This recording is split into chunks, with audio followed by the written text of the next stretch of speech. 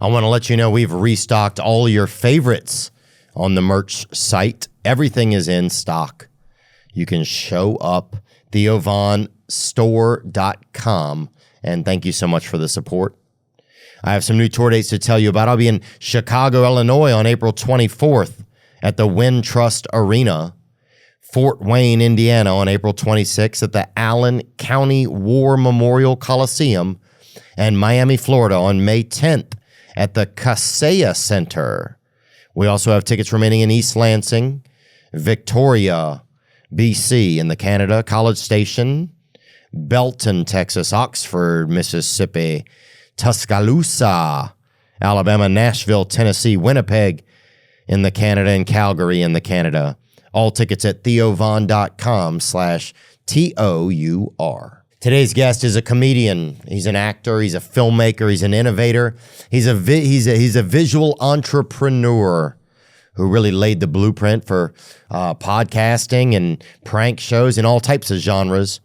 He's had one of the most unique and legendary careers in comedy, from the Tom Green Show on MTV to his many movies like Freddy Got Fingered, Road Trip. He just dropped 3 new projects on Prime Video, a comedy special, a documentary, and a scripted show. We'll get into all that. We're excited to welcome Canada's son, Mr. Tom Green.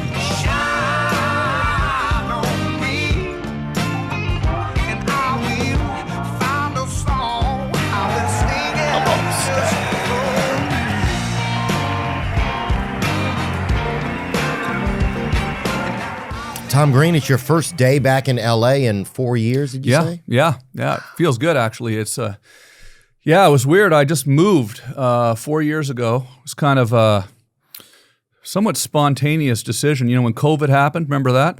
Mm-hmm. And everything stopped. And all of a sudden, you know, I've been touring, and all of a sudden, everybody stopped touring, right?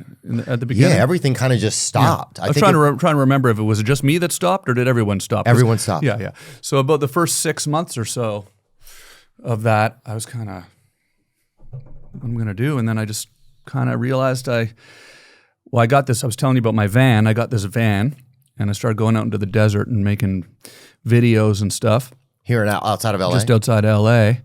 And I loved being out in the desert so much and just waking up in the morning with a cup of coffee and just looking at the sun coming up over the mountains and just the peacefulness of that. Yeah, it's out in the Mojave Desert. That was like the first day of the trip, I think, 4 years ago. And so then, I just decided to sell my house. I'd been in my house for 18 years. I sold my house and went back to Canada and bought a farm near where my parents live. And I can't believe 4 years went by, but yesterday was the first day back in Los Angeles. In the van, we drove back down in the van, so I've been touring with my fiance, who you just met. Mm-hmm. I have a fiance now. Went back to Canada. I've got a fiance from Canada now. Yeah, good choice. And we came back in the van, and just drove into town yesterday. And it's pretty weird because it's like it feels like nothing's really. It kind of makes you think about time. Time is weird, you know, because I went away for 4 years, and then you come back, and I drove past my house that I lived in for almost 20 years.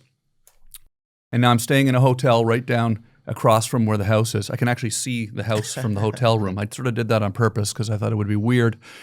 And I'm going to this. I went to Arts Deli. You know, I lived sort of in the Studio City area here, and I went to Arts Deli and got my same pastrami sandwich and my chicken noodle soup. And I've been going to some of the same restaurants. Just been here for a day, and it doesn't feel like it's been 4 years. It feels like I'm driving here. You know, today I sort of almost forgot that I didn't live here anymore. I kept thinking, I'll go back to my house after. Oh, right, I don't live here anymore. So that's a strange thing. But on the flip side, in the last 4 years, I've got a farm, which I've now really settled into. I've got these incredible animals, which are now I'm really bonded with, this mule and this donkey and 2 horses and chickens. And it's just like this, it's sort of been an incredible journey the last 4 years. So yeah, it's been cool. Was it something that you always wanted to have? You feel like a farm? I guess every human kind of maybe feels something like that. I'm going to get a little bit of land. I'm going to get some animals. Was it that, or was it? No, it's weird because I never really imagined having a mule. Like and riding a mule every day. I didn't grow up with that. You know, I grew up in the suburbs of Ottawa, Canada.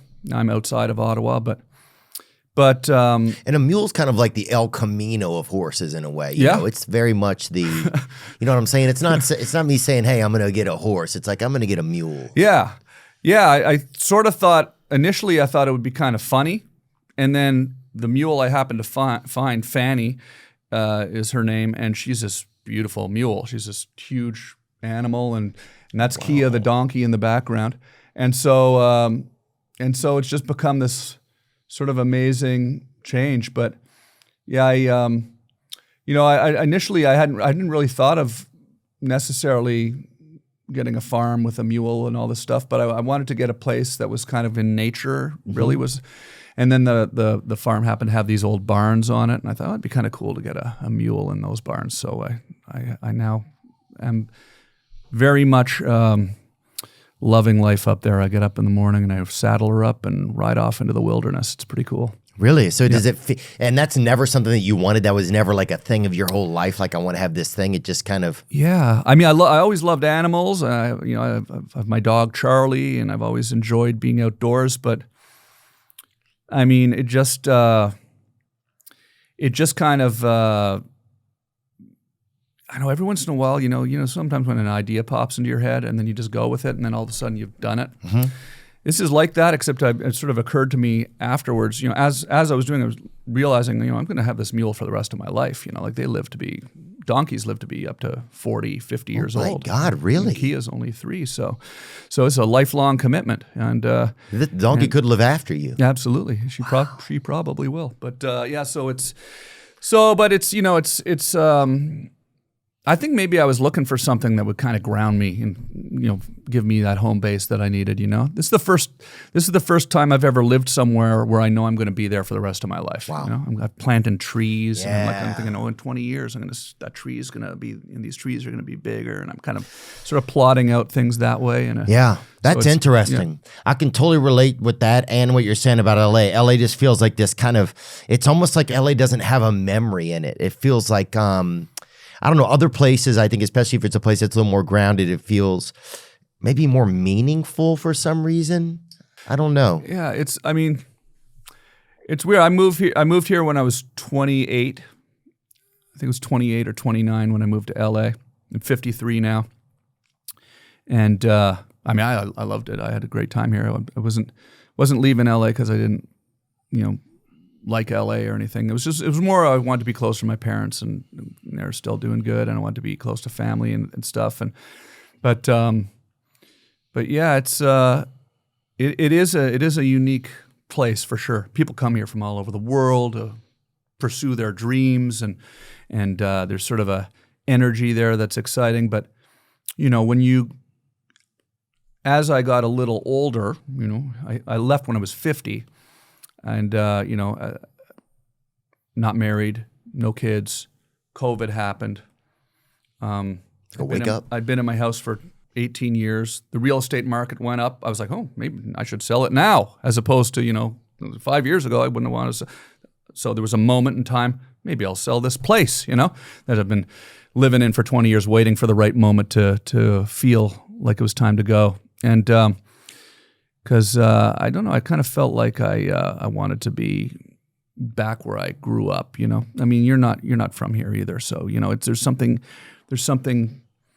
very sort of I guess deep that you feel when you're home. You know, I'm sure. Where you're from? Tennessee. I'm from Louisiana. I live in Tennessee now. Louisiana. But yeah, it gives you there's a sense of like that you've been out of your soil for a long time. You know, that you've kind of.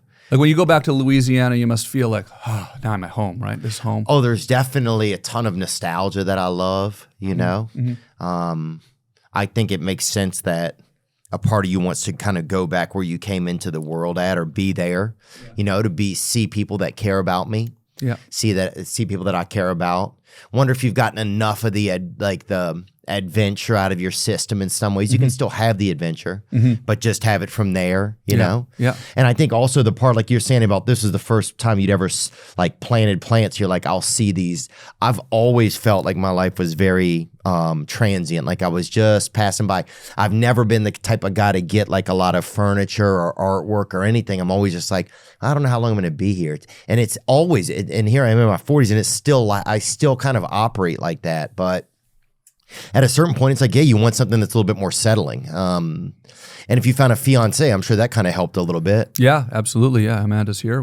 It's her first time in Los Angeles. Nice. At least you get to be a host and a tour guide. That's kind of nice. Showing her around my old hometown, my new old hometown. Yeah. Yeah, and a camper too, dude. What was that about? Yeah, so that's been pretty wild. It's so like because when I got this van, I kind of got pretty good at it, like going to really remote places in the American Southwest, particularly like in New Mexico, Utah. Zion? You go to Zion? Yeah, I went to Zion. I didn't camp in Zion, but like there's this other kind of land called BLM land. It's Bureau of Land Management land that is basically all of the desert and land that is owned by the U.S. government. It's managed by the Bureau of Land Management, and they'll cut roads into the desert and they'll put sort of campsite areas with fire pits and stuff. They kind of keep it somewhat organized so that people don't go driving all around the desert and trash in the desert. They have these roads and stuff. So you can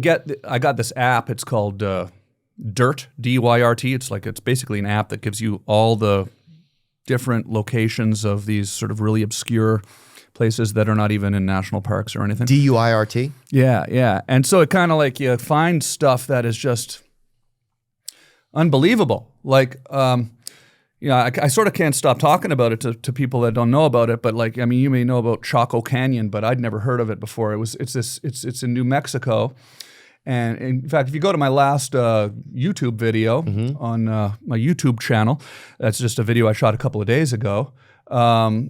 And you can scroll down to like the second video. Go to the second video. This is Chaco Canyon. So this is like Native American ruins that are essentially like built in the year 875. It's like, and it's like this. It's a city. It's like a city in the desert, and it's just out there in the middle of northern New Mexico. This is Amanda, my fiance, Amanda, and yeah, I think so. And we're just going around making these videos, but you'll see, like, look at this place. So it's like, everyone always talks about Machu Picchu in Peru, and they talk about all these incredible things in ancient, places. But like the fact that you can just drive out of Albuquerque, drive north of Albuquerque. Wow, this is there? Yeah, this is there, and it's really remote. Like it's on the Navajo Nation land. And so we just were out there camping for 4 nights and exploring and hiking off into this beautiful desert and getting some good rest out there. Do you get good rest when you're out on the road? Oh yeah, absolutely. Yeah. God, that's nice. It's nice. It's quiet. That's the tough thing to get, man. Cooking on the campfire and it's just been fun. And I enjoy photography, And you're shooting this really, really well. Yeah, I got sort of lots of different cameras and stuff, and I like to kind of do that. So there's something about shooting out in the desert that's just so beautiful because you have these long horizons and big open spaces.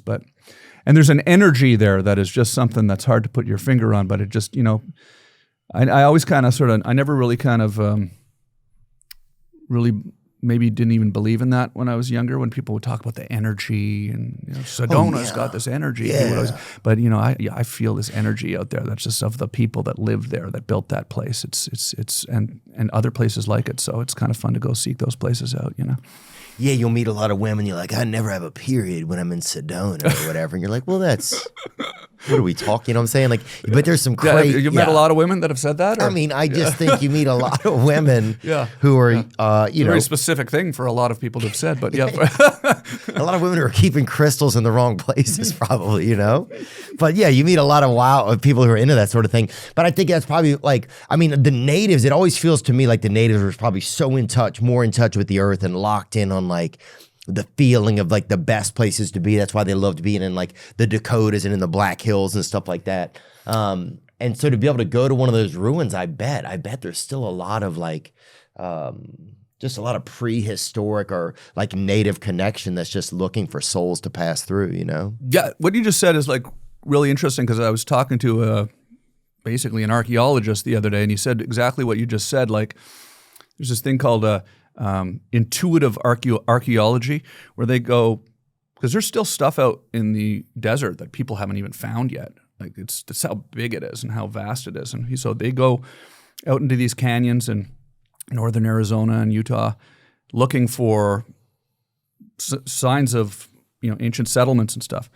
And, they're sort of taught to intuitive archaeology. If you're in a place that feels like it would be a nice place to have lived, a beautiful place. Yeah. There's a good chance that feeling is correct, and then you should sort of listen to that instinct and start looking for signs of ancient civilization. But it's pretty amazing because you do feel something out there. I don't know. I was talking about this friend the other day too. Like, you ever go in like an old comedy club that's been, like Zanies in Nashville or downtown Chicago is an old club, and you see all the old pictures from the comics from back in the 70s and 80s. And it's, that club's been there forever, and you kind of feel the energy of you see a lot of comics that have passed away on the wall, and you say, oh my God, yeah, Sam Kinison performed here, and I can sort of feel that energy of the performance in the room, So, that's from 40 years ago or whatever, but now you take it back to the year 875, you're out in the desert, and this place, Chaco Canyon, was a whole society like where they did trading, and people came from all over North America there, and so it's a very peaceful thing. I do enjoy it quite a bit. And is that something that you and your fiance have kind of something you've really? Is that something you guys have found you like doing together? I mean, because to go camping, a lot of people would end up getting separated. Usually, I feel like this is her first time. Actually really coming throughout a lot of the United States too. So she's from Canada and hasn't been out to the desert before. So, we're having fun. We're having fun out there. But we just have, this is our first trip doing this, so it's been cool. Was it scary to get engaged? Because you've been married before. Mm-hmm. Briefly, yeah. I was briefly married, yeah. And then it was a long time ago too, yeah. And you hadn't been married since, though? No. Okay. It's first time engaged since. No, it was not scary because that was Drew Barrymore, right? It's 27 in this 2000, early 2000s or something? Yeah, absolutely, yeah. But no, it wasn't scary because Amanda's amazing, so I knew it was the right thing, the right. This was the thing to do. This had to be done. So. That feels like the hard decision. Yeah, I think that's the thing. Like, I would like to get married, and I'm just thinking like, man, that day when you're like, all right, I guess I'm going to get married today. That sounds crazy when I say that out loud, You're a young guy too, that. There was a lot of things that happened that, I don't know if you want to talk about, I'm talking a lot about energy, but coincidences and synchronicity and things like this. I moved back to Canada, and I have a pond on my property, and in the winter it freezes over. And I shoveled the snow off the pond, and I was playing hockey on the pond, like skating, playing hockey on the pond. I shot a video of that and put it up on the social medias. There we go. Wow, that's beautiful. Here we are out at the pond. Wow, you got a fast guy on the draw out there on the. I literally just said that, and he instantly found. Yeah, we're drilling a hole in the pond here, and that's so then we can pump the water out of that back on top of the pond and give it a nice smooth. Icy. That's my friend Ryan. Oh wait, so what are you using here to do this? It's just a little sort of some sort of a ice auger or some sort. Okay, so you take the whole and then you. Then we got a pump. We can stick a fire hose down in there, and we pump water out of it. We pump it up on top of the ice, and just basically flood the ice, and then it freezes because at night, and then we get some nice smooth ice out there. How long does that process take? Just a day. This just took a day. The next morning it was completely frozen. But then you get 2 feet of snow, and then you got to do it all over again. But which kind of puts a damper on it. Wow, this is so cool. So that right there that you're on is a lake. It's a pond. It's a pond, yeah. Okay, yeah. so that's a pond. There's the dock. So Yeah. usually it's water. Yeah, yeah. It's Right usually, now yeah. you cut the holes. You're pumping the water out of the Yeah, pond Yeah. onto the top of the ice, On the which top. is on the top of the pond. yeah. And then it's cold, it's below zero. So then the next morning it was pretty much ready to.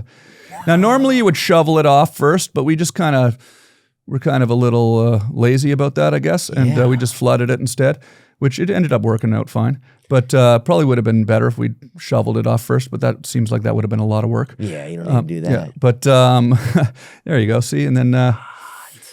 So we were doing this, and then I was shooting these videos playing hockey. There we go. This is the next day? Yeah, it's like No probably way. the next day. Yeah. So this is a common practice in Canada? Well, if you have a pond, I mean, Right. those are the barns in the background. That's my house up there behind there, and Wow. we used to do it in my backyard when I was a kid. Like we used to flood the backyard, and Yeah, Gretzky talked about that. Right. When he was Oh, on yeah, it, he you talked had about Gretzky flooding on. his backyard. that's cool. Yeah, Pretty that's cool. amazing. The great one. Yeah. Yeah. So we I saw him at the inauguration. He lost a tooth. okay. It fell At the out. inauguration, he Well, lost a tooth. Yeah, I chipped my tooth, and I walked up to him. I was like, "Man, I chipped my tooth," and he's like, "Oh yeah," and he showed me this, and he freaking lost one. Him and his wife were looking for it on the ground. Oh, okay. But it had been knocked out previously in a hockey game of some sort. something. I think. Yeah, He didn't probably- get punched out at the inauguration. No, Oh, I think okay. he could have been shocked by some things he saw, and maybe that took it out. But yeah, he was just missing a grill piece at the inauguration. It was just pretty bizarre. Man, that's cool. Dude, Yeah. that's amazing. So these are the types of things you're spending time doing up there. You really document it really beautifully. And a lot of that doesn't even have a lot of audio with it. It's really just seeing, I've noticed this in some of your videos, it's just kind of seeing what's going on. Yeah, yeah. I kind of like to just kind of do these sort of ambient sort of things to kind of bring you into a certain place. I like it's sort of like I like photography. This is just doing it with video and Yeah. being there. But after I posted that video, Amanda, my fiance, she saw it and she sent me a message on Instagram. This is how we met. And it was a video of a Zamboni, a do-it-yourself Zamboni, which is what a Zamboni is what you use to clean off the ice in a hockey rink, right? Yeah. And so it was this homemade one. And I just started talking to her because I thought it was a funny thing to send. And turns out we went to the same elementary school. And it was just sort of, it was just went from there. So Cool. Congratulations. yeah, thanks, man. So Did she meet your parents yet or no? Oh yeah, absolutely. did. Yeah, absolutely. Yeah, yeah. Were your parents happy to have you back home? What was that like? Yeah. No, they are for sure. Yeah, no hesitation. They were excited for me to come home. Believe it or not, because sometimes people wonder, because I used to do a lot of pranks on them. Do they still talk to you?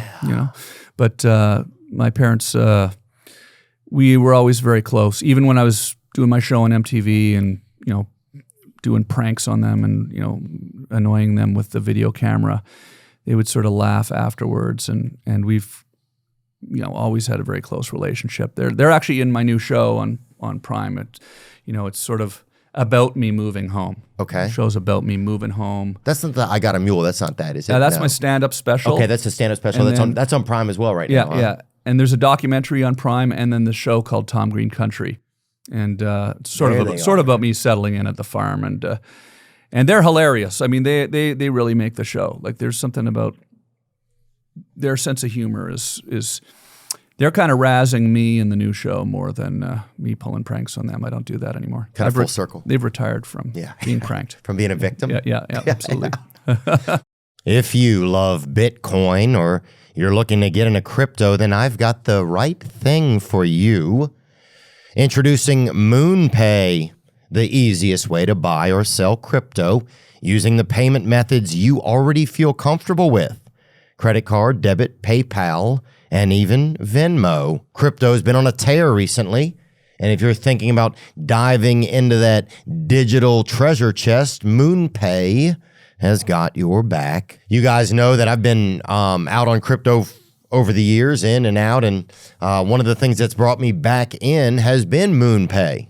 I like the ease of it. Using MoonPay's app is simpler than a one-string guitar, and it's available on iPhone and Android, so you can always have MoonPay in your pocket. Track your favorite crypto with MoonPay's custom watch list, whether it's Bitcoin, Ethereum, Solana, XRP, or something more exotic. You might be wondering, is MoonPay safe? Well, Their security is like Fort Knox, and their support team, they're like your personal crypto bodyguards, available all day, every day. So if you're looking to get into crypto, there's no better place than MoonPay. Head over to moonpay.com/Theo, or you can access them in any of your favorite crypto wallets. MoonPay, that's where I'll be. I'm ready to optimize my nutrition this year. That is the truth. And Factor is going to help.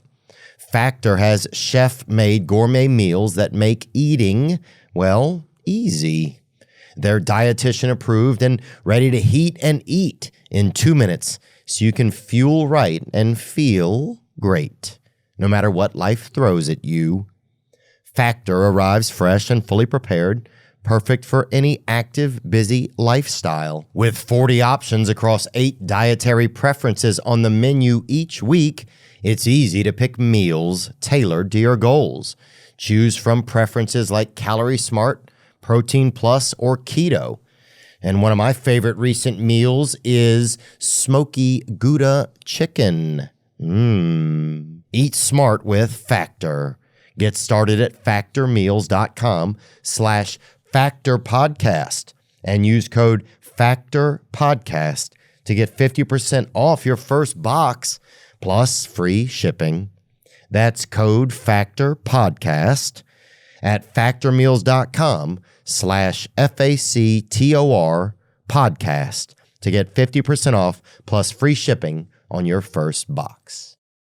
When you look back on it, do you ever able to figure out a reason why you liked to record things, or like what you got out of, like, you know, as we get older, you kind of start to get a little bit of a overview kind of of ourselves, even, you know, in the world, maybe a little bit of an idea of what we have been doing in the world. You ever able to figure any of that out, kind of like the reasoning behind some of it, like why you liked capturing things, or why you liked like pulling the wool over people's, or, you know? Yeah, I think there was kind of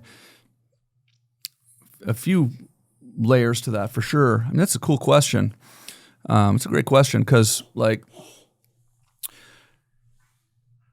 one thing was we never really had, you know, a video camera, or when I grew up in the '80s, so we didn't have a video camera, or even in a film camera. We didn't even take a lot of photos, and we didn't. That was kind of expensive, People that had a video camera, they had a lot of money. They had a video camera. We never had a video camera, And so when all of a sudden they became somewhat attainable, I would sort of sign one out at school, and I found that it was kind of first of all, I loved comedy, so I loved David Letterman. I loved watching him go out in the street and do stuff, and I loved Monty Python and just SCTV, and I just loved comedy. I was doing stand-up comedy in Ottawa when I was 16 years old, and would go down to watch Norm Macdonald when he was in his 20s, and I was just like, it was sort of this amazing thing. And I somehow had this sort of feeling that if I could just get a video camera and go film stuff, that maybe I could make a show or whatever. But I was also a skateboarder, and that was sort of skateboarding videos were, holy shit, look at this. This is amazing. Right there, how did you find that so fast? Yeah, there me at 16 years old. Yucks. Yeah. How did you find that so fast? I don't even know how. You must have had that in advance. That is unbelievable. Is there some sort of weird algorithm here or something like that? I don't know if they did or not, but it looks great. Wow. Yeah, you look so. Yeah. Look at that microphone too. It's like, I don't even, they didn't even use the right microphone back then. No, I just, I don't know, I often kind of think there's something about I don't know, I think I've always been really afraid of the concept of being dead, being gone, and there being no sort of, recollection of anything that you've ever done, right? Yeah. And I always found it interesting to just kind of document things and just record things, and that'll be there, in some electronic way floating around there forever. And it sort of feels in a little way like sort of a weird kind of immortality in a way,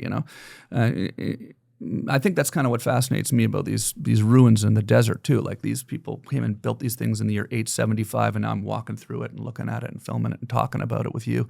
And so they're kind of in a way kind of remembered, you know? Yeah. And then there was also just kind of the blatant, you know,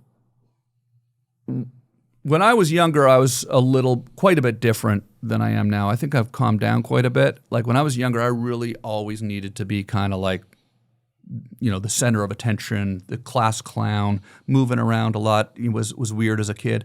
So to me, it seemed like a really good way of just kind of, you know, documenting all of this silliness, you know, and I loved it. You know, I loved filming stuff and showing it to people at school, and it was. Well, you just captured fun. so much. You were one of the first people really to just capture shit and just show it to people, kind of. Yeah. You know, like kind of like not shit, but I mean just Yeah, you know? no shit for sure. Yeah, actually, actual shit was involved quite a bit. Yeah, too. there you go. Yeah, we're gonna capture shit and show it to you. Yeah, like, what do you mean? Like this is what we mean, and I can totally relate to what you said about, dude. I used to when I was, I guess probably.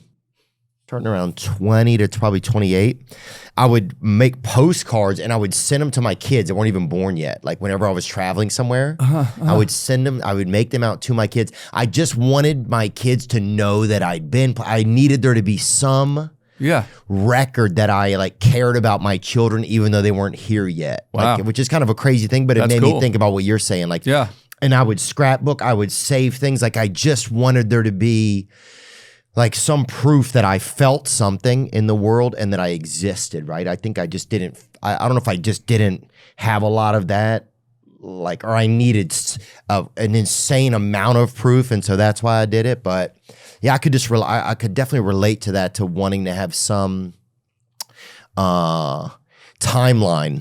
Yeah. Of, so I, you know, just in case time ever showed up and said, hey, were you here? I could be like, well, yes, here I was, you know? Yeah, I could show you my homework kind of or something, you know? Absolutely. Yeah, I can relate to that because I talk a little bit in my stand-up special about not having kids. And I sometimes think it's kind of a bit of a message to my future children that, you know, that I'm aware that I haven't had them yet, you know? And so I totally understand what you're saying about that.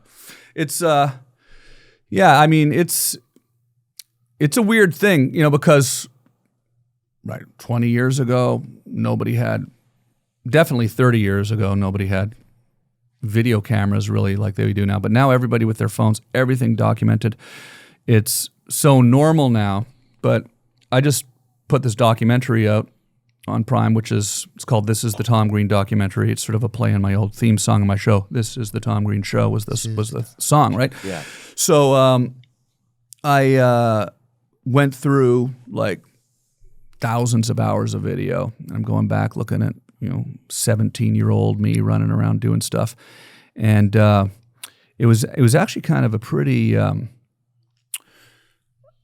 somewhat terrifying experience, actually, because it was like this opportunity to kind of tell the story of everything that happened with my show and everything that happened with my experience here in LA. And I wanted to kind of, you know, tell the story right.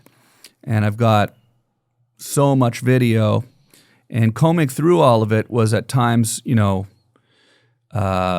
somewhat kind of like I would be looking at myself like I'm looking at a completely different person. And I can't even believe, you know, I'm finding things I don't even remember happening. And I'm looking at things that are just so completely bonkers and silly and ridiculous. And I'm like, whoa! Sometimes I couldn't look at the TV. I'm like, oh my God, what was I doing? You know, that's how you made us feel. Yeah, exactly. I was doing it to myself 20 years, 30 years later.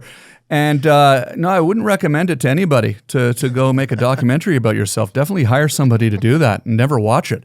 But no, it was fun because I wanted to tell the story the right way. But it was also kind of very surreal. But you know, was it hard to be true to yourself, making your own documentary? And no one should probably make your documentary except for you, because you're one of the rare cases, it feels like, that has documented themselves so much, you know, like, and I don't even know if I don't know if it seemed like an egotistical way. I don't think it ever came across like that of your footage. It just came across that you wanted to have control over how, of yourself. You wanted to put yourself out there.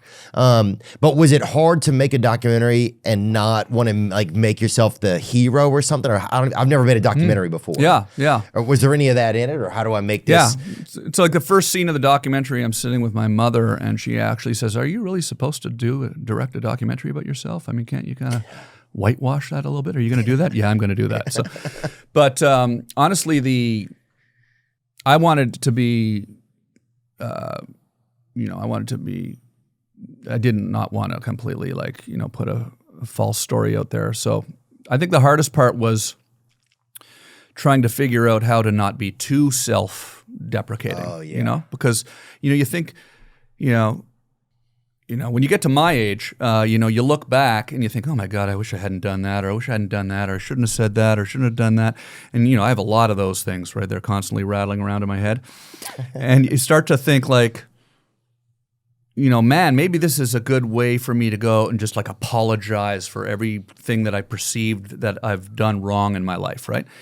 And then you have to kind of take a step back and go, well, wait a minute, that might just be in my head, So I spent a lot of time talking to a lot of people about, people that I know, people that I'm close with, about the story of, really it's the story of the show, and takes us through the story of kind of creating the show and then building, before the show with my music, and then after the show with building a sort of a web TV studio, right, here in Los Angeles, and it's sort of a telling of that story. But then I wanted to talk, a bit about some of the, personal sort of, things that I went through. I mean, I had cancer when I was on MTV, and I talked about that. I had, I made this movie, Freddy Got Fingered, which was, not critically completely embraced. So it's like I wanted to explain myself a bit, but then at the same time, there's a lot of people now that like the movie, believe it or not. So I didn't want to completely and hate the critics now. Yeah. So it's sort of like it was a very tricky balancing act. And then on top of that, there's just so much footage and so many weird little funny clips that only I know are the ones that people like or people have or haven't seen. And I kind of wanted to make sense of that all and piece it all together. I don't think anyone else would have been able to find it all, Yeah. So, but was there a project that you kind of wanted to do over the years that you didn't really nail, or something that didn't happen? Was there something? Because you've just done so much stuff. I mean, it's interesting because, in fact, that's part of what the documentary is about. Because, when I was got into making the show when I was growing up, all I could even imagine myself doing was I wanted to be a talk show host. I wanted to do basically a show like David Letterman, right? Have guests on, and then I'd go out in the street and be a nutcase, do goofy stuff, right? And I got to do that, a few times over the years. And, when those shows go away, initially when that happened, that was back in the day of MTV. The first show I stopped when I got sick. So, it didn't actually get canceled, the Tom Green show. But then when I did a nightly show. It kind of, when it kind of got canceled, I was thinking, oh my gosh, this is the worst thing that could ever happen to me, that I could ever imagine, that I'm not going to be able to do a nightly talk show. This just was this was devastating to me, And as time marches on and I look at all the things that I've done instead, into touring, doing stand-up or moving back to the farm and everything in between, I kind of realized, man, I'm kind of glad that actually didn't work out, because if that show had been a big hit, then I would have been going down to the same studio every night for the last 30 years, and I wouldn't have gotten to do all these other things, So Freddy Got Fingered, of course, was a idiotic movie, purposefully so. Yeah. Did you guys make that yourselves? Yeah, I wrote it with my friend Derek, and I directed it. You did? Was it your first time you'd ever directed a movie? It was, yeah. Wow. It was. But we had a budget, it was 20th Century Fox. We had, because the show was doing good on MTV, so they let me direct it, they let me do that, which was probably a mistake. But no, it was we really pushed it to make it like we were in our 20s, so the idea was, let's make this the craziest movie ever made. It's literally, we actually believed that we could do something like that, and so it gets complicated because then, how do you define failure? Like it came out, Roger Ebert, and it wasn't Siskel, it was the other guy. He had another guy there. Oh, yeah, the second string. Ebert and Roper. Ebert and Roper, they sent that guy in. Yeah, even he didn't like it. He but didn't? Even Roper didn't like it. I mean, it wasn't even Siskel. It was Roper, whoever that guy was. But anyways, they trashed it, and you're kind of thinking at the time, man, this is devastating. Ebert and Roper are trashing my film.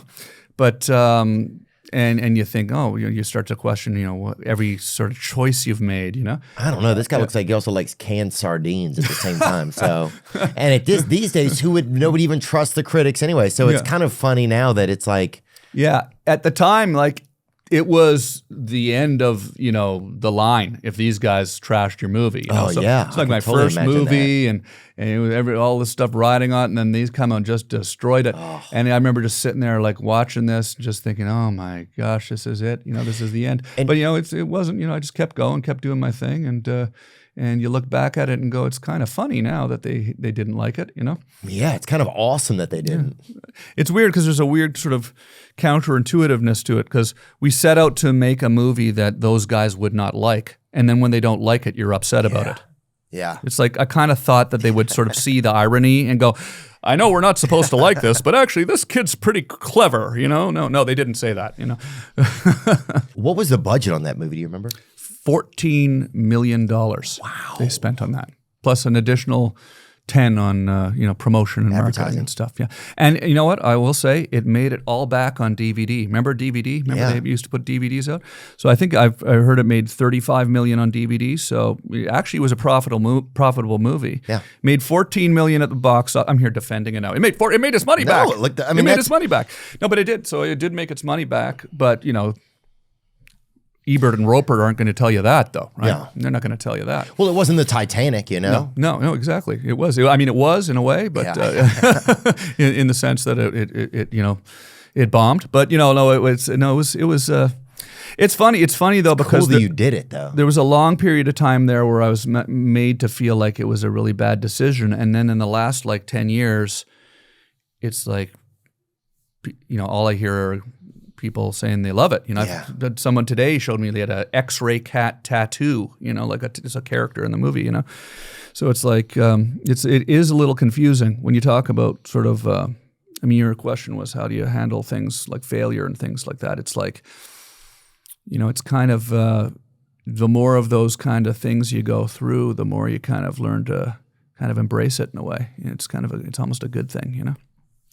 Yeah, David Spade and I just wrote a movie together, not to name drop or anything, but we did, and we just funded it ourselves and stuff, and so it's just kind of a scary time, I think, so that's why I'm asking that as well. Not scary, it's exciting too, but it's also like, one day I'll be like, that's something I tried to do. I was trying to be creative, and we tried our best, and I got to try it with, somebody who I love to watch anyway. And that's cool. So you've written it. Are you going to go make the movie? We have 5 days left shooting. You're shooting the movie already. We start back tomorrow. So kind of like a Joe Dirt 2, 3 kind of thing, or yeah, it's like a no. It's a good question. It's like two guys. One of them gets hit by a vehicle. My character gets hit by a car when he's young, and Spade rescues me. Yeah. And he and I become friends then, and he gets me a job. Years later, we're working together like at a sewage company. And, nice. Like a repo man kind of thing. Yeah, type of shit. Well, the thing is that you're in good hands here because you're with a guy that's done this a lot before. Right, he's done it a lot. And is sort of a seasoned. If I had to direct it too, I like to chime in with the director and stuff like that and throw in ideas and stuff like that. And but it's just definitely a big learning curve. It's a lot. Yeah. So I can't imagine, especially in our budget, it's just a couple $1 million. So if it were really big, that'd be I feel like it'd be scary kind of. Yeah. Back then we were shooting on film. Oh, yeah. Things cost more. It was at the time was considered a low budget movie, right? But I think that, I don't know, it just seems like the way things get released these days and the ways people embrace weirdness these days. Like, I'm assuming it's kind of a weird movie. In a way. It's odd. It's just funny. Yeah, it's just like a old funny school movie. funny. Yeah. So like a funny movie, right? Like, you know, you have this incredible thing going with your show here, so you have your audience built in, so you don't really have to worry about the same things that maybe back in the day when you put out something crazy and sort of in a sea of somewhat normal movies coming out every weekend, all getting funneled through this sort of mainstream, you know, cinema, you know, Right, release this conglomerate, system. yeah. It's very strange, you know. Like we had to take the movie and focus group it. Wow. And then people would sit there with pads, and it was in Phoenix. We flew down to Phoenix to focus group Freddy Got That's where Fingered. they do a lot of them, huh? Yeah. For some reason, they do them there in Phoenix, and you know, and like, you know, then someone stands up after the movie and asks them what they didn't like about the movie. Well, with Freddy Got Fingered, I mean, you're sort of supposed to not like any of these scenes. You're supposed to be Kind of polarizing. yes. Right? So it didn't really kind of work with the focus group system, and then you had to make changes to it and all that kind of stuff. But you guys probably have a lot more creative control over things now. I think we'll just make a trailer and put it out. Yeah. You know, I'm guessing. I have no idea. I'm just I haven't. Part of my brain hasn't even gotten to that thought yet. You know, That's exciting. But it definitely feels kind of It feels like just like. Well, I wanted to, we tried to do it. Who knows what'll happen, you know? Oh, it's going to be awesome. It'll Absolutely. be- You and it'll be- Spade, I'm going to go see that. That's Well, incredible. thanks. I appreciate it, man. Everybody will. Everybody's going to love that. It's going to be interesting. Yeah. That's what I'll say. That's what I do. Yeah, I do believe that it'll be interesting. Of course it will. How did you deal whenever there were tough times, like, because you had so much of like recording yourself, like setting, like kind of like living under your own recording schedule and stuff like that. Were there days off, like when you would just have your show from home, right? Was there days where you would just like take off? What was that shoot schedule like when you were? When I was doing the web show Yeah. at home? Well, I mean, it was, so there wasn't really sort of podcasting yet, wasn't really a thing really, right? So we built the studio and it would basically just stream to my website. I mean, there was no Instagram yet. YouTube had just started.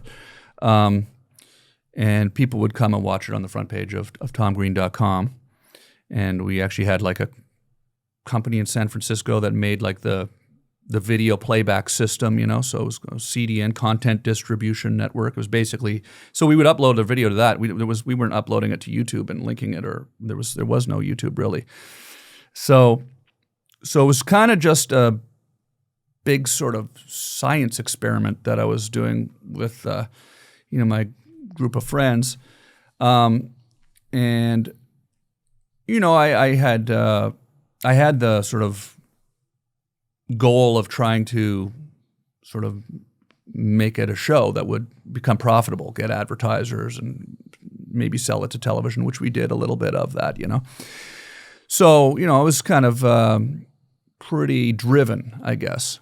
And it's kind of what I notice now with like podcasting, which is amazing, is like, the people that have these incredible businesses that they've got going, these incredible artistic visions they have for themselves. They're all kind of have that same kind of drive in them. They get up in the morning, their mind is just like, how are we going to make this better today? How are we going to make this awesome today? So it was kind of like that. We were getting up and turning on the studio every night, and I'd be inviting up, rappers, and Too Short came up, and Jurassic 5 and Exhibit, and then you'd wrap up invite comedians up, and like Joe Rogan would come over, and Norm Macdonald, who I became good friends with, would start coming over all the time, and literally like hundreds and hundreds of people would come over, and it became this kind of really fun thing to do. I wasn't doing stand-up at the time. I hadn't done stand-up in years, so I was really just doing that, and it was ridiculous. I mean, we were just enjoying the absurdity of it, and was it so stressful, or were you just? It was, because I put pressure on myself, and I would actually get stressed out about it. And then we would have people that would prank call us. Mm-hmm. So I had this phone system on the desk, and you could just call it, and it would ring, and I'd hit answer, and so we had like people trolling us basically. I remember getting Rick-rolled for the first time. That's like, and it was like, I kind of felt like, hey, I don't know if I'd ever heard of Rick-rolling before I got Rick-rolled, Yeah. And It's cool. and it became kind of like a little bit of a game, like where there was a switch that I'd built with Bill Snitzer was his name. He worked there, and Victor, a couple of the guys that worked there. And we built the switch under the desk. It was like metal. And it was like we got a metal box with a switch, and we had wires, and we soldered them together, and then the wires ran out to the computer. And then Bill was able to program the computer so that when like I flipped that switch, it would, like if everything was off, it's the middle of the night in my house. It's quiet night, nobody there. And if I were to get up at 1 o'clock in the morning by myself and put clown makeup on, which I often did, and a top hat, and walk out into my living room and flick the switch would turn on the lights, would turn on the cameras, would turn on the computers. This computer would tell this computer to start recording. The phone system would turn on. It would send it to the front page of my website. Just one switch. I haven't done anything. Just all I've done is put on some clown makeup and flipped a switch, right? You don't have to put on the clown makeup, but I did do that often. Oh, yeah, you better. It was called the French Clown of Midnight. I'd speak it in French in a clown makeup. And you wonder why it didn't work out. But then the phone would start ringing, and I'd just be doing the show. I'd have a switcher on the desk so I could switch the cameras, and I would just start taking calls. And it was really the only live video on the internet, like really, like there was no Instagram Live or anything. So it was like, you imagine when I was a kid, I wanted to do, I like prank calling the radio station. I'd like to call into the radio station, and I would call into the radio station and I'd record it, and then I'd call into the radio station and I'd pretend I was like my friend's father, and I'd call in, I'd start complaining about my son, and I'd use his name, and then I'd play the tape back to him, and it was hilarious to me, And so I loved that, like pranking a radio station. And I kind of started to realize, like, we're the only live show on the internet right now with a phone with no call screener. All these people like me around the world could now call in and prank me, And so we kind of got into this little sort of war, basically, which was fun because I would get angry about it, but then also I kind of didn't have to turn the phone on, right. So it was really fun, and I got to meet a lot of great people. That's where I really got to hang out with, Joe Rogan for the first time, really, and Norm, who I became really close with, and so many other people, and it was amazing. So. Did Norm? Did you talk to him much in the later years? Yeah. Well, at the very end, I did not know that he was sick. I didn't know he was sick. So that was. Seemed like he kept that from everybody. Yeah, and he's from my hometown. He's from Ottawa, Canada, and he started at the same comedy club that I started at Yuck Yucks in Ottawa. Howard Wagman, who's still owns the comedy club in Ottawa. Yuck Yucks, which is like all across Canada. It's kind of like the Improv of Canada. Yeah, I've heard of it. I've been to one of them, I think. Yeah.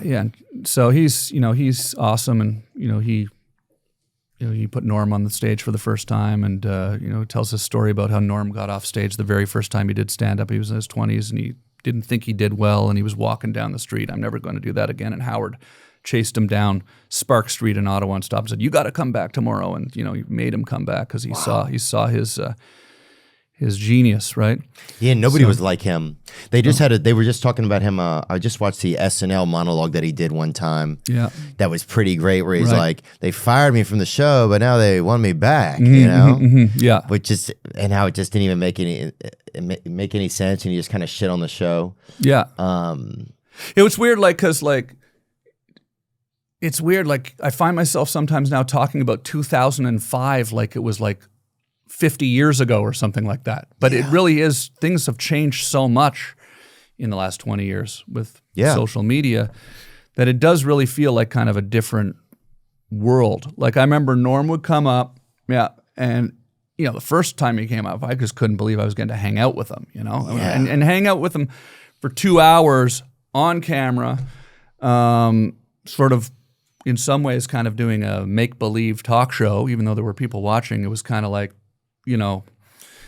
experimental talk show, and he was getting into that. And then the show would end, and we'd go, on YouTube and go look at videos. And it was like, I remember it was like YouTube was so new that it was just the strangest thing. I'd be sitting with Norm Macdonald after doing this for 2 hours, and we'd be sitting there watching, crazy clips that he would find, like baby versus cobra, like with the cobra's mouth sewed together. Those like, are good, yeah. Grape Lady Falls. I remember watching these videos with Norm and just dying of laughter, in the middle of the night, and just thinking this is cool. Now it's just so normal to look at viral videos and stuff. But back then we thought we were just.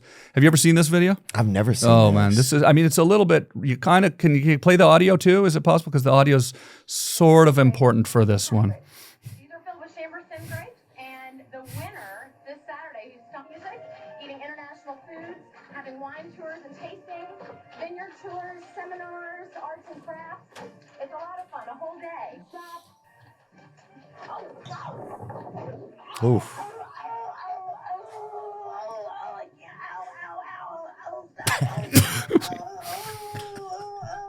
I can't breathe.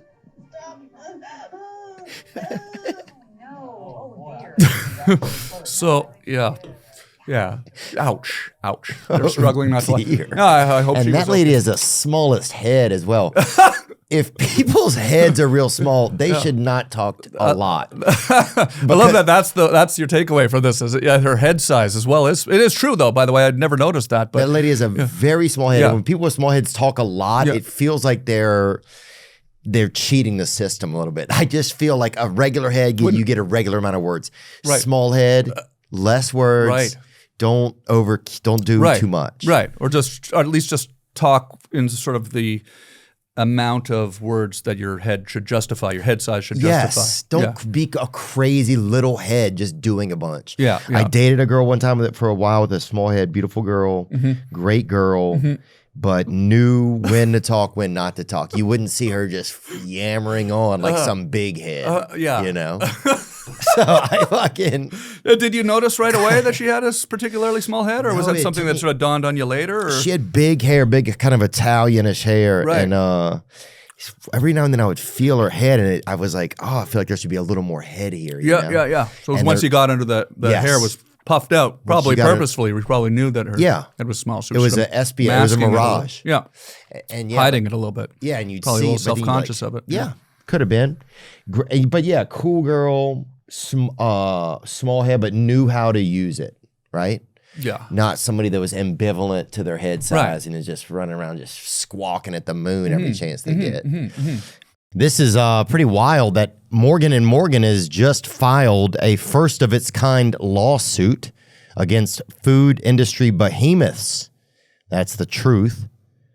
The lawsuit alleges that these companies engineer their ultra-processed food products to be addictive and market those products towards children, allegedly causing chronic disease in children.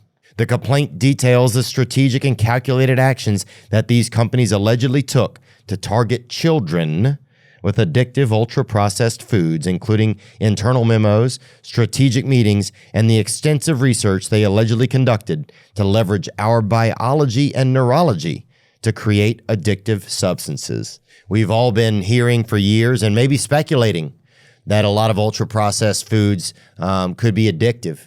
And I just think it's fascinating to finally see this possibility coming to light. Morgan & Morgan is committed to fighting for the people and for the families. If your child has been diagnosed with one of these diseases, you may have legal options. They've helped thousands of families seek justice against big corporations, and they're ready to fight for you too. Learn more at forthepeople.com/Theo. That's FOR, thepeople.com/THEO.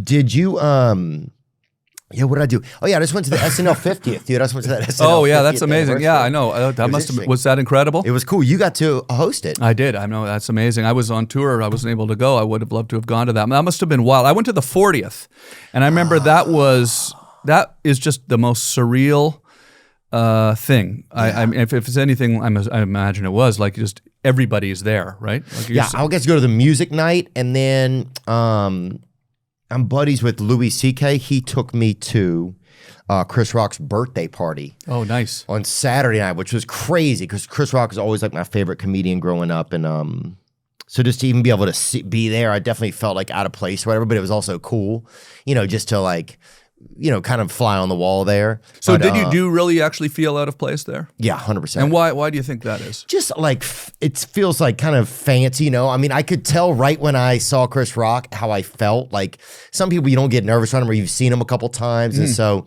there becomes a little bit of ambiance, but I just didn't know him.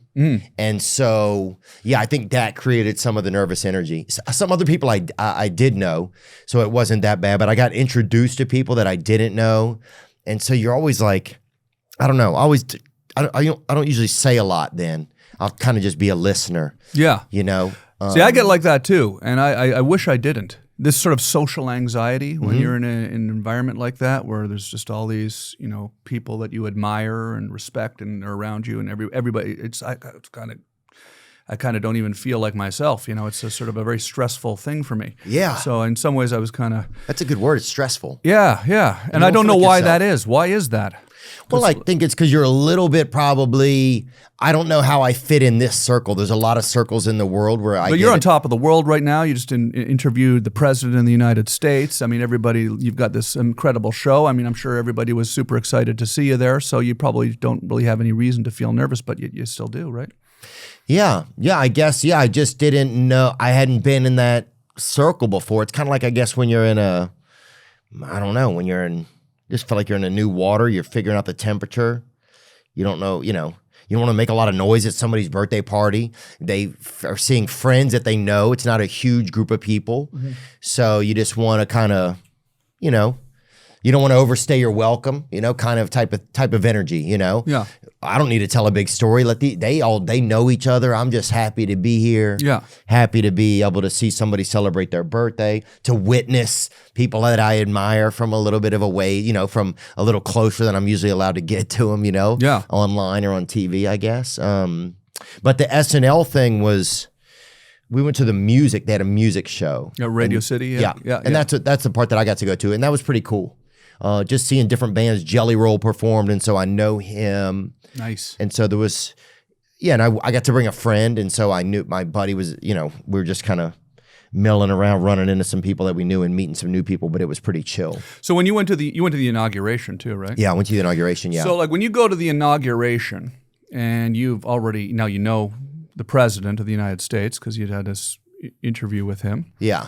Like, you get to kind of hang out with them at the inauguration, or no, I didn't see any of them. I was in like the second tier of humans there or something, like there was a first tier, and then I was in like a second tier of humans that were there. But that's got to be kind of still interesting nonetheless to be there. Oh, it was interesting, very interesting, because you don't even know if like the process is real. You see it on TV, but it's like, who knows if that shit's real? Who knows what's real anymore? So to witness that was pretty cool. Just to be in Washington, D.C. is always pretty neat, just with all the architecture. But I don't know Trump like that. Like, I'll message with his daughter sometimes, Ivanka. Okay. So I'm able to communicate with her. And then what do you guys talk about? She'll just send me a book that she thinks I would like. Or Really? We went to dinner one time. She's so smart. Yeah, okay. It's mind-blowing. Yeah. And so... Go to dinner with her a lot, or? No, only went one time. That's pretty cool. Was her husband Jared there, or was it just you two? Or? He wasn't. It was other friends of hers. Okay. Yeah. Yeah. Not trying to break any news here, but it sounds interesting. Not at all. I wish there were news to break, dude. She's stunning. She's awesome. And then there's like a middleman, like who worked with I guess he worked with the Republican Party, and he got to invite some people. Yeah.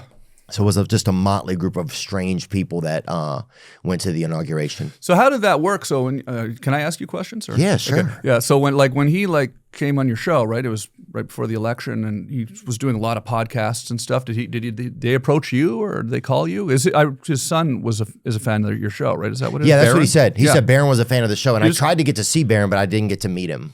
So you just got a call one day and Trump wanted to come on the show and... Well, I'd met Trump a couple times at UFC. Oh, okay, yeah. UFC, I think, had everything to do with winning the election probably for the Republicans. Yeah. Because Dana White is just such a facilitator. He just gets things done. He kept his sport going while all the other sports were shut down. A lot of them were shut down or having to practice really intense methods during COVID. He was able to keep his sport going. And so he brought Trump to a lot of his events because they've been friends for a long time. Yeah. And so I'd met him there a couple times. Yeah. And then I knew his brother died of alcoholism. So I was like, well, let me call him and let me ask Dana if Trump would ever talk about his brother. I didn't know about it, Mm-hmm. and just to see what he's like. Like, is he just all a business guy? Does he think about other things? Because when you don't hear a lot about his feelings, Trump's feelings. And if you do, he doesn't communicate it in a way where it's very emotional to people. I don't feel like, right? Mm-hmm. So I was just curious about that. So yeah, I called up Dana and he said, we'll make it happen, Yeah. And then 2 days later he called back and he said, all good. Somebody from his group's going to reach out to you. So. And you went to him, right? And we went to him up in New Jersey, yeah. And we would have loved to had Harris and Walls on. We're still trying to get Walls on. Mm-hmm. We tried to get Harris on even after the election, but they just didn't want to come. Yeah. And so it was kind of a bummer, because I think. Seems like that was a pretty big mistake. They didn't go on a lot of the shows that. Yeah, I think it would just let them be more normal. Mm-hmm. I think people are. If something's too much behind the glass these days, people don't trust the glass. I don't even think it's that they don't trust the person behind the glass. I think they just don't trust the fucking glass. If that makes any sense, but yeah, no, it does. Yeah, so I guess that was all kind of interesting. I'm kind of out of sorts with the way that they're handling like the Gaza Palestine stuff. Like that shit really I think is insane to me, you know, but that's just, I don't know. That's just my thoughts. It's kind of a endless sort of, quagmire you can find yourself in once you start talking when you get politics. Into too much. I agree. In this world we're living in now, because it's like, you go on the road, you do stand up all around the country, and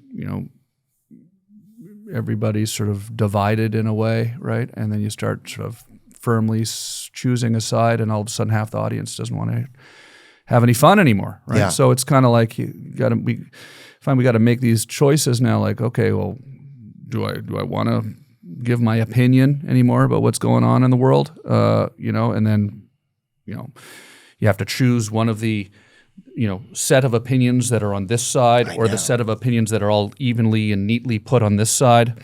And as soon as you state your opinion about one of these issues that just happens to be on this side, then anybody that doesn't agree with you no longer, wants to fuck with you and come to your show or have a good time or have a laugh with you, So it's just such a shitty thing to have to deal with that, right? Yeah. So how do you kind of like juggle that, Because as a Canadian, like it's like right now in Canada, people are pretty upset, with Donald Trump because he's putting these tariffs on Canada, right?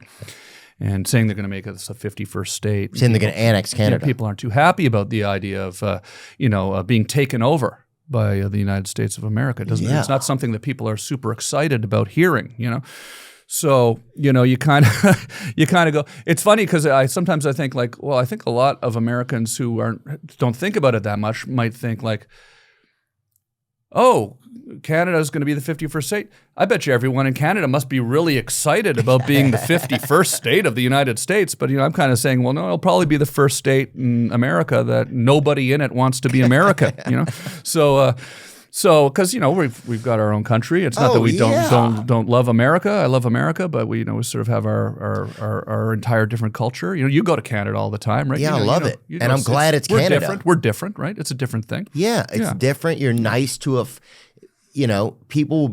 somebody will walk across the street in Canada and just come tell you they're sorry and then go back across the street and then nothing even happened. They're not even. Yeah, they just came off just to apologize. There's no even. You've never seen them before, Yeah. But Canada's the best. I think Canada gives me hope for humanity a lot of times. It's good people, I love Canada. I wish that there's times I've wanted to be Canadian even. But do you remember the first time you went to Canada? Like, Yeah, was it- Vancouver. yeah, and was that And I sort of slept at a somewhat recently? Or was brothel or a hostel. I slept at a hostel. it- okay, yeah. And How many years ago would that have been? That was probably 15, 18 years ago, 17 years ago. And it Yeah. was great, man. Yeah. Had a great Were you doing time. stand-up there, or were you? I hadn't started. I had just almost started stand-up. I was traveling. I was left out of there on a school, floating university. I left out of Vancouver called Semester at Sea. Yeah. And it went around the globe, and we left out of Vancouver. But I went up to Whistler. I went and caught a ride. Some guy took me hitchhiking up to Whistler, right? Drove me up there. Yeah. And the guy who drove me, he was a caretaker for Superman who had died. Remember Superman who got in the wheelchair? Yeah, Christopher Reeve. Christopher Reeves. He was his caretaker. Okay. This guy, Michael. And I think I met him. I was at some shop right around there, and he was saying he was in the area or something. He's like, I'm taking a drive up to Whistler. I was like, can I roll with you? He's like, yeah. So he took me up to Whistler, man, brought me back. We stopped along the way, went on some hikes and stuff. Yeah. It was amazing. Yeah. And I've always enjoyed Canada. I used to have a dream that I would meet a wife in Toronto. Yeah. But I went and did 2 weeks of comedy up there, didn't meet any wives. Yeah. Well, it could still happen for sure. Could still happen. Yeah. Do you But, find the audiences react differently? They're great. Halifax was one of my favorite shows I've ever had in my life. Yeah.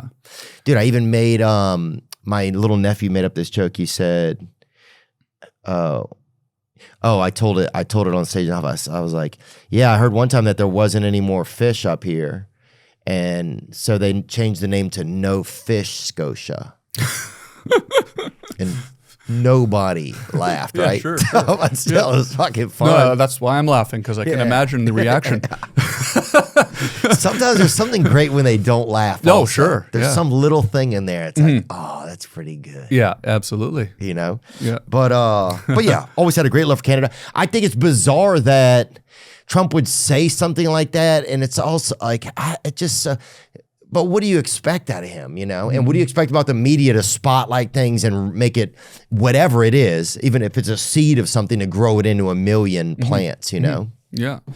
No, it's interesting. I think there's a thing that's going on, the hockey games in Canada now, where the USA and Canada are playing, and they Yeah, the Four Nations, right? Yeah, the Canadian fans were booing them. the anthem, right? And sometimes I go like, well, I don't, based on the reaction on social media, I sort of feel like maybe not everybody in the U.S. necessarily understands why that's happening. They don't know it's about the tariffs. They're not booing the national anthem. They're booing the fact that these tariffs are being put on, which is going to, of course, devastate, the economy on both sides will suffer from that, right? I'm sitting here talking about it like I know about it, I should probably know more about it. But it's like I think people are just kind of like, why are you guys doing this to us?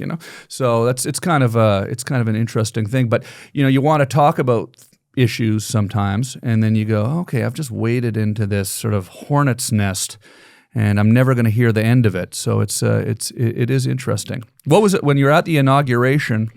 After the inauguration, where you're like kind of just, who are you hanging out with there? Like, who did I meet? I met this kid, Alexander Wang. We just had a podcast episode with him. He created this company called Scale AI. He's like this AI. He's the youngest billionaire ever, this Chinese kid. Oh my gosh. From New Mexico. Wow. Fascinating dude. Self-made billionaire. Self-made billionaire. Yeah. So I ended up having lunch with him. That was probably the neatest thing that happened that weekend. Did you pick up the tab, or? I think I paid, actually. You paid? I didn't know he was a billionaire. Oh my gosh, yeah. I was just That's happy- why he's a billionaire. He's just letting everyone else pick up the tab. I was just happy to be dining with the Chinese, you know? Yeah, well, that's amazing. And it was great, man. And then who else? Something else happened at night. I saw Wayne Gretzky who lost his tooth. Wow. And then I saw Joe Rogan for a few minutes. I saw Tony Hinchcliffe from Kill Tony. Yeah. And then that was kind of it. And then I went home. It was too hard to get around. I saw Lex Friedman. That was pretty neat. I'd never met him. He's a podcaster. Yeah, I've met him at the mothership before. Oh, nice. Yeah. So it was just, those were some of the neat parts of it. Yeah, it's amazing. Just getting to see some different folks. Yeah. I think they're having issues even in America. I just saw that there's a part of Oregon that wanted to secede from Oregon. Yeah. They're going to become Canada's 11th province. Good. I would love it if we started trading pieces of our trading. Now that I'm totally for. New York and California come join Canada and take one of them. You guys can, take. I'm not going to say who you guys can take, but because we. But no, I knew you were talking about, dude. I got to be political. Sacre bleu. Okay, that's all I'll say, brother. No, je suis in Québécois, actually. Je parle français. I lived in Quebec a lot in my life. You did? Yeah, so I grew up in Quebec, so I love Quebec, yeah. Yeah, you must have been up to the Montreal Festival over the years. Yeah, we went there a couple times. I love Quebec. It's fun.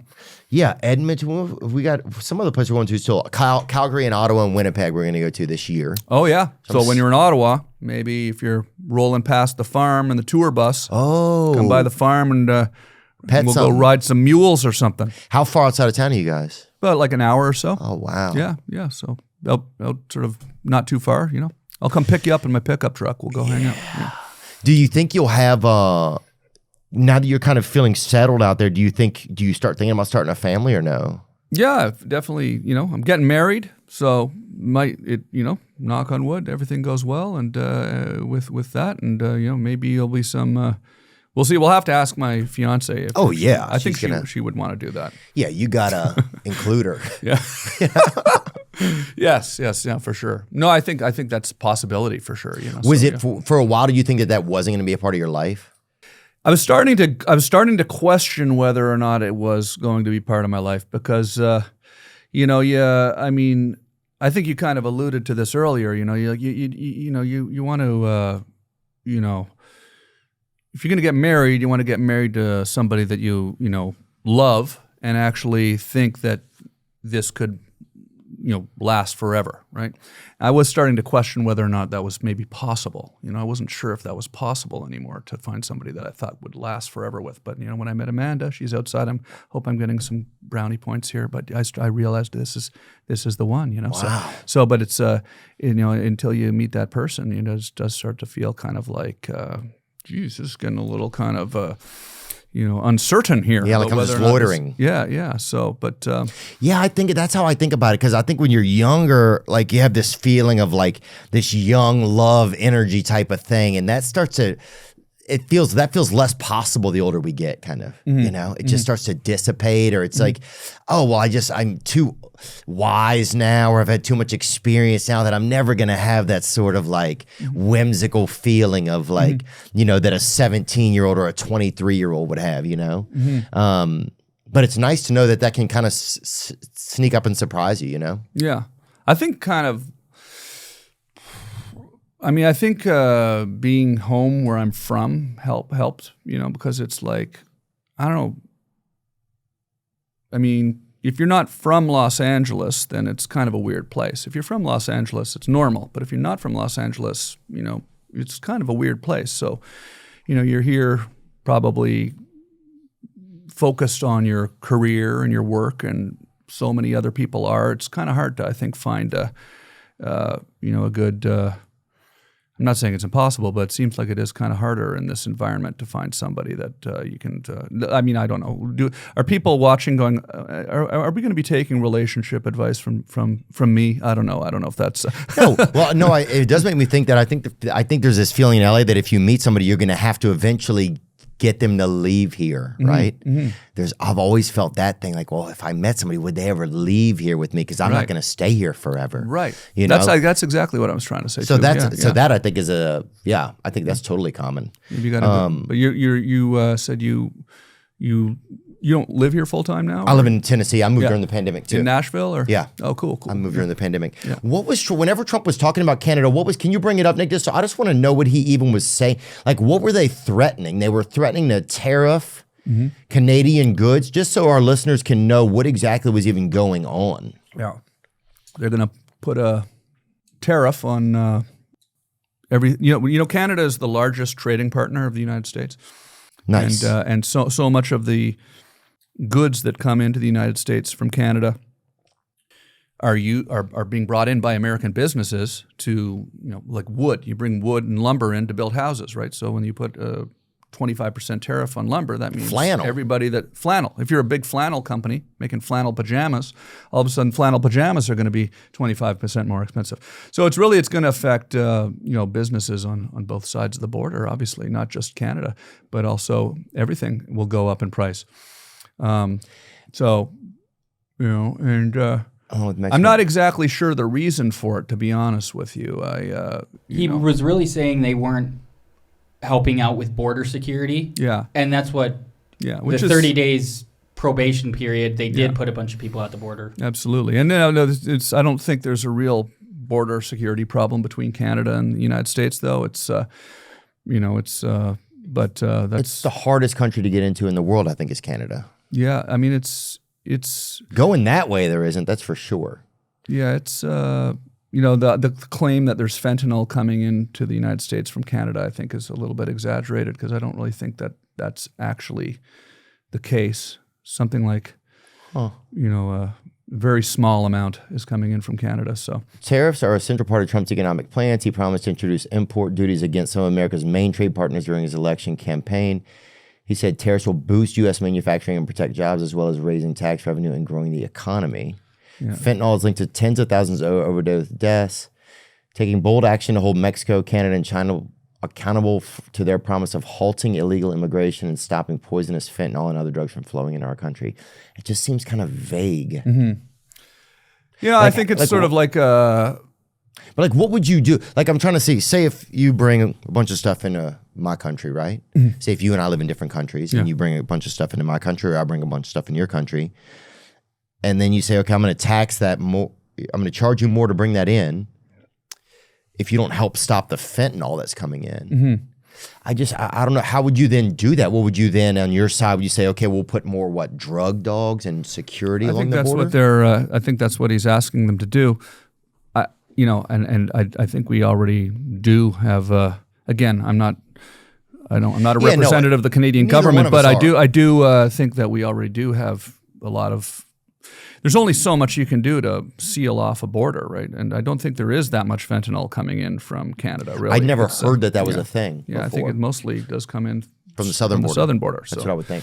I wonder if maybe that you guys got grandfathered into some late night Trump rhetoric there. Who knows? It feels a little bit like that, but hopefully it'll resolve itself. I do think that it's probably going to end up causing a lot of economic problems on both sides of the border, and probably they may not go for it. But it'll make sports exciting for a while, though. Yeah, exactly. That's a side effect of it. It was a good fight right off the top of the game the other day. It was pretty cool. We like a good hockey fight, so that's cool. And it is nice when countries sometimes don't get along a little bit in sports, right? I've always admired that. Yeah. That's one thing I don't like about the NBA anymore, that all the players, it just seems like they all know each other. Nobody's really playing for their squad sometimes. Okay. So I like a little bit more of that animosity. Maybe more fights in the NBA with good physical fights. Yeah, look at that. Oh, definitely. I believe both those players are American, too. I'm not sure how quickly awesome. Your researcher can tell us that. But even though the Canadian team... Canada didn't get the win in this game, I know maybe that's not true at all, what I just said. But I don't think Canada got the win in this game. But that's okay. Yeah, we lost the game, absolutely, which is really kind of... I know. But it is nice to see everybody having a good time watching a hockey fight, for sure. Yeah. Absolutely. So... what else did I see in the news that I just saw was happening? Oh, yeah. It was that contraception begins at erection now. So there's a law that they're pushing. Ohio Democratic lawmakers propose conception begins at erection act. Okay, yeah. So they're trying to put it on the men a little bit more. So what exactly are they going to do about this now? Well, a new bill in Ohio would make it a crime for men to ejaculate without intending to have a baby. Oh, wow. That's definitely something that I could see a lot of people probably would be guilty of, for sure. Hey, shooters shoot, Yeah, I could see that being, I don't want to get into too much personal detail, but I think I'd probably be locked up for a long time. Hey, yeah. Oh, we're going to visit Tom this weekend again. He's behind bars. Yeah, my gosh. I thought he was going to get paroled. Plenty of time to break the law in jail, though. That's true. And they put a monitor wraps around your wiener, and it just if it it just goes off if it gets too hard. Now, I'm assuming this is a parody site, but the world's so crazy right now that I'm actually asking this for real. Is this a real article? This is a real article right there. Yep. Let's zoom in on. I'm going to read it a little bit. Okay, so this is not The Onion or something like that, or Mad Magazine or something? No, this is one of those good radishes that they have out there. Conception begins, and it rhymes nicely too. Conception begins at erection act. I mean, it's a nice rhyme to it, which is also nice. If you're going to penalize someone for an unwanted pregnancy, why not penalize the person who is also responsible for the pregnancy? Now, I can't say I don't agree with this. It's like, then you're going to have a lot more people. $10,000 per discharge. Ooh.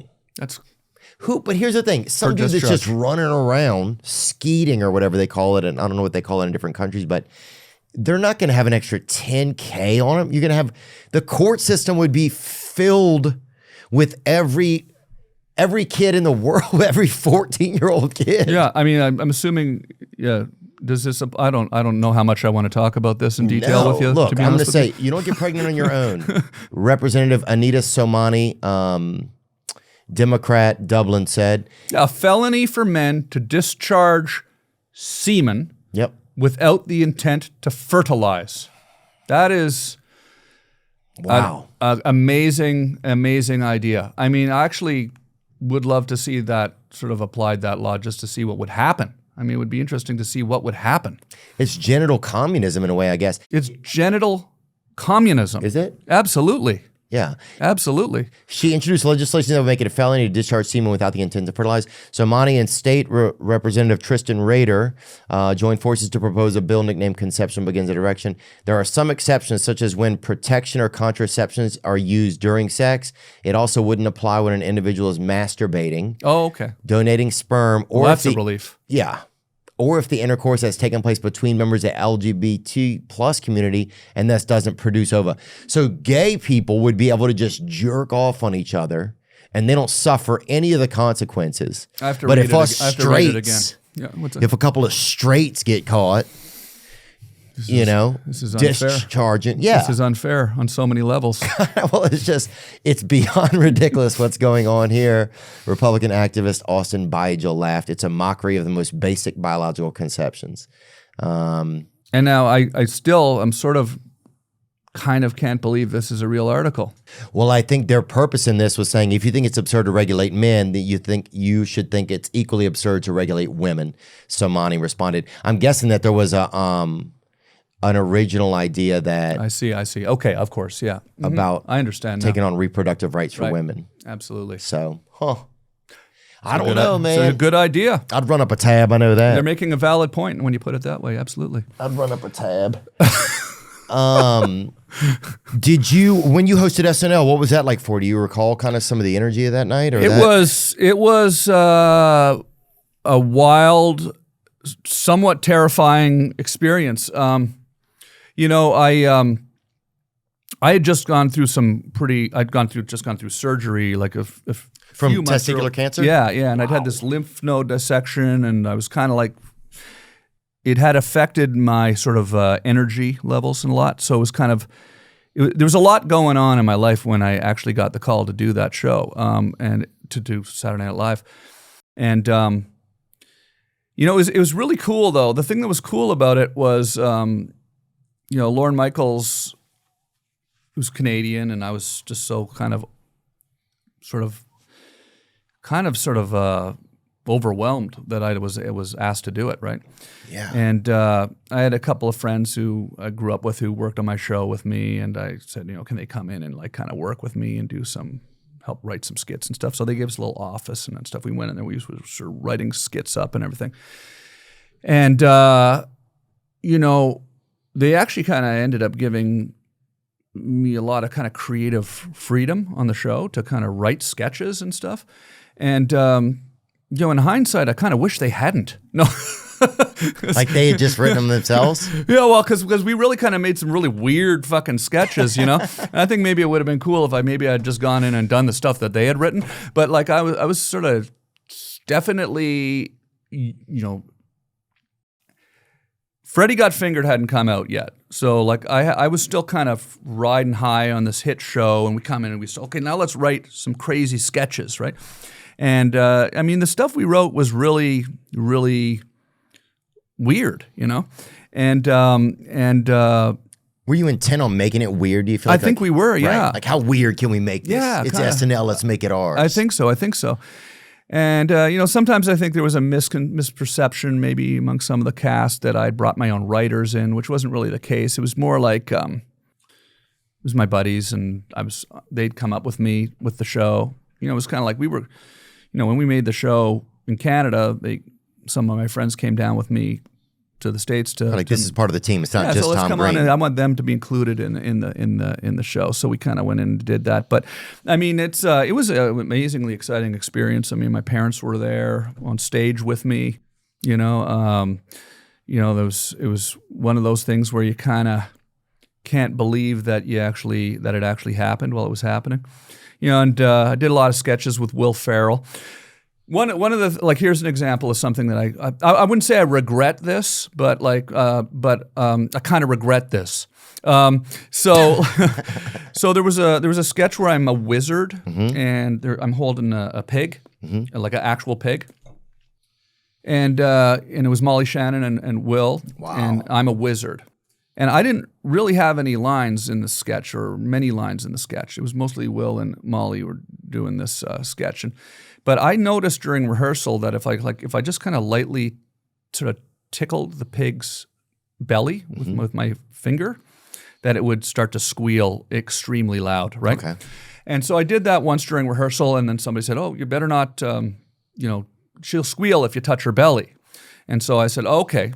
Oh, yeah. And there's a rehearsal show, and then there's the actual show, right?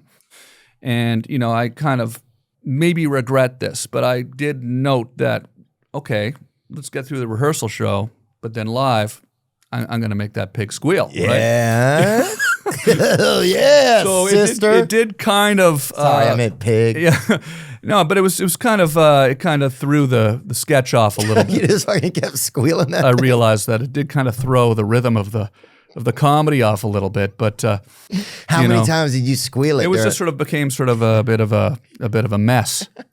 But and were you getting a squeal every time he touched his belly, or did you have to really? No, I just had to kind of just lightly sort of pet her there, and she would just start. But it was amusing to me, but I'm not sure if anybody else enjoyed it that much. But, But my sister's like that. If you touch her lunch, she fucking gets a little animated if you grab any of her Takis out of her little dish. Right. It was like that. Yeah. But it was an amazing experience. I was total honor to be able to do it, and I it was cool. I mean, the cast was Jimmy Fallon, Tina Fey, Will Ferrell, Chris Kattan, Molly Shannon, Anna Gasteyer, Tracy Morgan, and there was. It's a weird environment like Saturday Night Live, especially when you're young and you don't really know. We were talking earlier about going to Chris Rock's party and you didn't know how to act or whatever because there's all these people here and it's kind of complicated. Yeah. So getting thrust into an environment like that, and then it's even as the host, it sort of felt like kind of a competitive environment because all the cast members are trying to write sketches and get them on the air.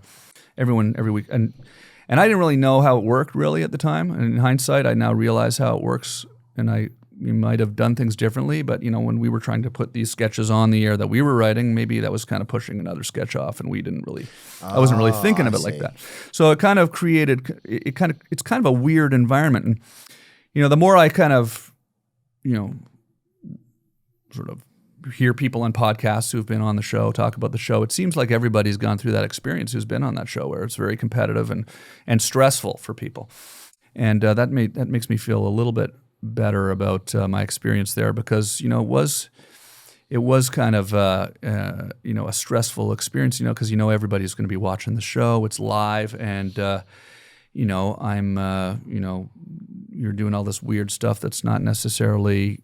I'm a little bit out of my element. I didn't do sketch comedy. Yeah, that's scary. So it was, but it was cool. It was cool. It sounds like it's par for the course a little, because even Adam Sandler the other night was singing. He had a musical tribute that he did to the 50 years, and he referenced a couple times about people having sketches that they wrote that didn't get on the show. So I think that seems like it was just a weekly occurrence. And of course, you want to go in there with a little bit more comfort zone for yourself. Yeah. You know, it's like, if we can write a couple of them or we can have some manipulation over them, it's probably going to make you feel more comfortable, you know? Another thing that was weird that happened on the show, so there was a sketch that I did, let's call it a sketch, like I did with Will Ferrell, where we're both dressed as eagles. And this was one of the ones that my friends and I wrote, okay? Yeah, it's sort of hard to sort of say that we wrote it, but the sketch was, Jimmy Fallon and Molly Shannon are looking at Will and I, who are eagles, right? We wrote this out, by the way, on paper and handed it in, and then they said to do it. And then Will and I decide to fly up into the audience, okay? And I thought it would be fun to go in the audience. So we fly into the audience, and then we chew up carrots, and then I believe Will chews up a carrot, and I believe he sort of spits the carrot into my mouth, and then kind of we end up sort of, because you know how baby birds will chew up the food and feed it. Mother birds will chew up the food and sort of make it easier for the baby to eat. So this was the sketch we did. But so... Oh, God. So somehow I kind of probably would have been better if we just kind of did the sketches that their writers had written. Oh, God, huh? Yeah. And these are both males, huh? Yeah, so we're doing this. Yeah, exactly. So we're doing this. What zoo is that at, huh? That's what I'm talking about. That's the West Hollywood Aquarium right there, brother. I'll tell you that, huh? Yeah, so we're doing this sketch, this skit. And so, you know, when you host the show, you got to run to get ready for the next sketch because you got to shake off your eagle costume and put on another costume, right? So I'm running down the stairs and I'm running through the backstage area and just sitting in the darkness, you know, just backstage. Tom Hanks is just sitting there in front of a monitor watching the show. And I'm in an eagle costume. I just done that. I make eye contact with Tom Hanks. So now I'm like, I was already kind of nervous.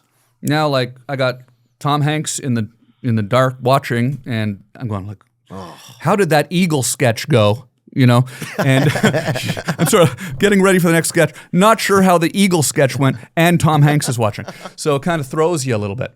But then there's a big after party after the show, and Tom Hanks was real nice, and he, was hanging out talking to my parents and stuff, and so cool. It was pretty cool. But no, it was an amazing thing. It's the kind of thing, though, like it's kind of like you go, geez, it would be nice to be able to do it again someday, because I think like doing it the first time is sort of so, I don't know that would ever happen, but, probably in an alternate universe, I might be able to do it again someday. But like you go, okay, I sort of understand how the system of it works now.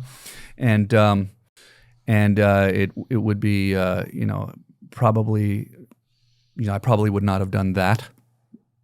Yeah, but also it's great that you did, though. Yeah. It's so epic. Yeah. And I think you're right about that's like a lot of things in life. You're like, man, I wish I had gotten a trial run or had a little bit of an idea of how the feelings were or what the energy was like in that space or that room or like, man, there's been things you go out on a stage, part of a show or a banquet, some type of thing, and you just play the room totally wrong, you know? That didn't seem like that, but there's definitely times like that in life, and you wish you're like, man, I wish I'd get one more swing at it. Yeah. But I think that generally you can at least take those lessons and apply them to something else. Oh yeah, for sure. So yeah. Did was Michael Jackson there whenever you guys played? Who was y'all's musical guest? No, it was not Michael Jackson, but that would have been amazing if it was Michael Jackson. No, it was David Gray. Man, it would have been amazing. Nothing against David Gray, but have you ever had Michael Jackson? Seen David Gray play. Have you ever interacted with Michael Jackson in any way? Or no, that would have been amazing. But yeah, he was great, and I would love to see. Another weird thing that happened on the show. One thing that was weird that happened on the show. So I was backstage getting ready for the. I don't even know if I should tell this story. I don't even know if I should tell this story. Maybe it's not. Let's talk about something else. Okay. It's a weird story. No worries. Yeah, Tom Hanks was there the other night. I didn't get to see him. Oh, I got to see Madonna. She's little. Okay. Where was that? Such a little baby carrot. What? She was at that SNL thing. Oh, okay, yeah, that's Yeah, cool. it was just interesting. So you're chatting with Madonna? No. She's I don't even know quite what I would interesting say. on TikTok these days. Is she? She's does some pretty sort of out there stuff on her TikTok. I got to follow her. I got to check her out. When you have these, you beat cancer, right? Has it flared back up? What's that been like? No, it's completely gone. Did they have to take out one of your gonads or not? One testicle, yeah, my right testicle, and some lymph nodes as well. But and what are the lymph nodes like? Is that actually in the testicle or is no, that the in the lymph body? nodes are actually behind your intestines, and they have to they cut me up here, and they had to remove those, and that was just a check to see if the cancer had spread into them. Wow. And the only way they could really check and know for 100% sure if it had spread was to take them out and look at them under a microscope and stuff. So they had not spread, so then that meant I did not have to have chemo and stuff. But they did take my right testicle, which was honestly, like when I found out, the show was on MTV at the time. And you have it still? Yeah, I did not keep it like indefinitely, but that is it in a plastic bag right there. How many ounces is it? Do you know? I don't remember weighing it exactly, but I know it's quite heavy for sure. Oh, hell yeah. I can give you that. But fuck yeah. No, we don't have no light testicles around here. But we filmed the whole sort of surgery. And for a show on MTV. That's actually the whole show there, the cancer special, which is on YouTube. But when you see my documentary on Prime too, where it kind of walks through that whole. That's Glenn Humplick, who was my friend and co-host on the show, and here he is, sort of after my surgery, coming down and playing with my testicle. A little bit of sashimi there. Yeah, it's a little sashimi. Yeah, that's what he says. It sort of looks like chicken, and then my mom says, "I don't know what kind of chicken you're eating." Yeah, so that is my cancer-infected testicle right there. But I still have the left one. It's the middle one now. I can still ejaculate just a little. No, it's pretty good actually. Heck yeah, dude! It's gonna cost you $10,000 if you drive over to Ohio and do it. I'll tell you that, bro. As long as you stop in Mishawaka. Only $5,000 for me. Oh yeah, that's true. Which is a benefit to having in Ohio to having testicular cancer. You can kind of God, brother. The tariffs they would rack up, they'd make $1 million a night in that state. That's not a bad idea. No, not a bad idea for sure. Did you ever wear a prosthetic testicle? It was offered, and I refused to do it. I not refused, but I just sort of opted out on the prosthetic. Did you ever look at him at least? I think I did. Yeah, I think I did. This was 20 years ago, but I'd heard the doctor kind of said, a lot of people get them, don't like it. They say it kind of sort of feels weird or whatever. So I just figured, no, I don't need one. So yeah. But I don't know how much you want to talk about my ball sack, but it doesn't really seem that much different, like down there. Like, I could imagine that totally. As you're talking, all just kind of sort of morphs into kind of like because they don't they don't actually go through the scrotum to get the testicle. You know that? Like, they don't actually cut the scrotum. Oh, nuh-uh. They go in, they cut you up here, like on your, under your pubic hair kind of thing, under your pubes. They go in there and then they kind of go in and they just sort of shuck it out like an oyster from above. Yeah. So it's sort of not really, like, the scrotum is completely intact. Like there's not some sort of, scarred scrotum or anything. Like, I don't have a scarred up scrotum. Yeah. It's totally normal scrotum. Yeah, good. Yeah, like there's a little scar up here, but I'd had a hernia operation before when I was younger, so they just went through the same thing. So it's like you wouldn't just a little same scar thing. there. Yeah, so a lot of hernias in Canada too. What country has the most hernias? You think? Yeah, that is interesting. I'd never thought of it about that. But is there a lot in Canada? Or That's what I've heard. A lot of my friends in Canada have had hernias. A lot of your friends in Canada have had hernias. Really? Yeah, I'm just wondering. That is I'd be curious to see if there's more in Canada. That would be certainly an interesting statistic for sure. According to available data, countries in South Asia and Sub-Saharan Africa tend to have the highest prevalence of hernias, Canada particularly in regions with lower socioeconomic status, with countries like India and parts of Tanzania showing significantly higher rates compared to high-income nations. This is largely due to factors like limited access to healthcare and higher rates of manual labor. Wow. I gave myself a hernia on my show. Live on the public, it was on the public access version of the show years before we were on MTV, and it was kind of a strange episode, probably one of the weirder ones, where Yeah. we said, okay, I'm going to break the Guinness Book of World Records for the longest fingernails. You ever seen those? Oh yeah, we used to see them all the time. This when we is were a kids. strange bit And the that- Chinese kid on the bikes, remember that? Yeah. That world record book? Yeah. And they'd have a 15 or 16, a whole just a Yeah. starter pack of Asians all hanging off a bike. Exactly. So for whatever reason, this doesn't even sound like it could even possibly make sense to describe it. But the idea was, okay, it was Glenn and myself. It's a live show. It was on community cable. You know, it's not on a big network. You know, so it was sort of late at night. And we said, okay, what we're going to do is we're going to try to break the record for longest fingernails. And I had a bunch of milk, it was calcium, and I set it up all very seriously. And then I start drinking milk. And then for the entire hour, I just basically drank milk and kind of stared at my fingernails for an hour and didn't do anything, right? Just kind of it progressively got a little bit more kind of sort of weird. And then towards the end of the show, I kind of stood up and started thrashing around sort of somewhat violently. I don't know. There's no real logical reason for it. It was like a milk overdose or something. And I started doing this thrashing, and I hit the desk, and I flipped the desk over, and I felt something pop in my abdomen, and then we went off the air, and I went up to the bathroom, and my intestine was like pushing out through my abdomen, and went to the hospital, and I had given myself a hernia. Oh. So that's how that happened. Was that probably the worst accident you ever endured? No, the worst one ever was just 2 years ago. I stepped on a fire on the beach in Costa Rica. The old fire It step, had been huh? buried under sand. Oh. And I walked up to this bonfire, and the edge of the fire had been buried, and my foot went into it, and I got Oh my third-degree God. burns I on thought both there was a my couple feet. to-go sandwiches. Yeah, no. It was that was maybe the worst. And that was just 3 years ago. I almost lost my foot. So that was You just had to lay in bed for a while, huh? for 10 days in a Costa Rican hospital, and then I was medevaced on an air ambulance back to Canada, actually, and spent another week and a half in the hospital there.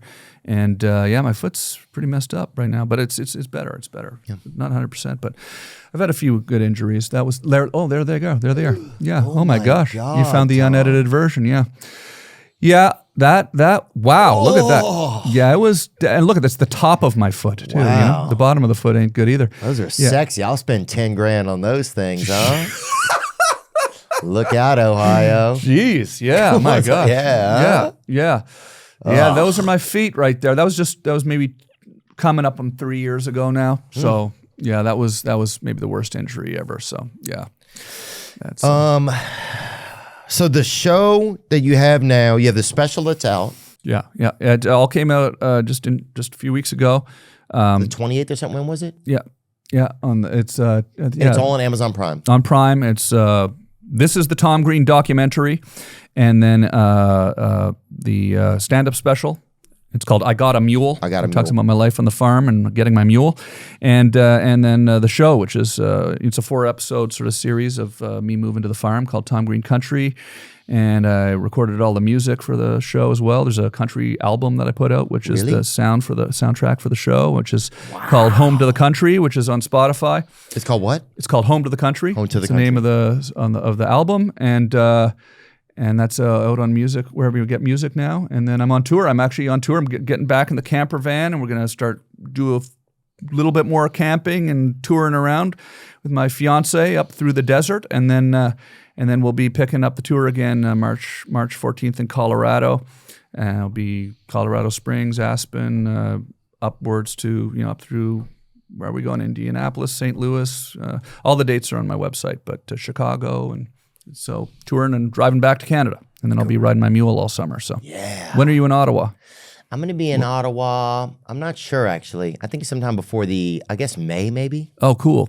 But I'll have to let you know before Yeah, I'm going to come. I will It'd definitely- be so cool to come see the farm. Yeah. Do you think, like, with a lot of the new stuff you're shooting now, or some of the stuff that I see on your YouTube channel, it's a little bit more artistic in some way? I don't know if that's the word. Yeah.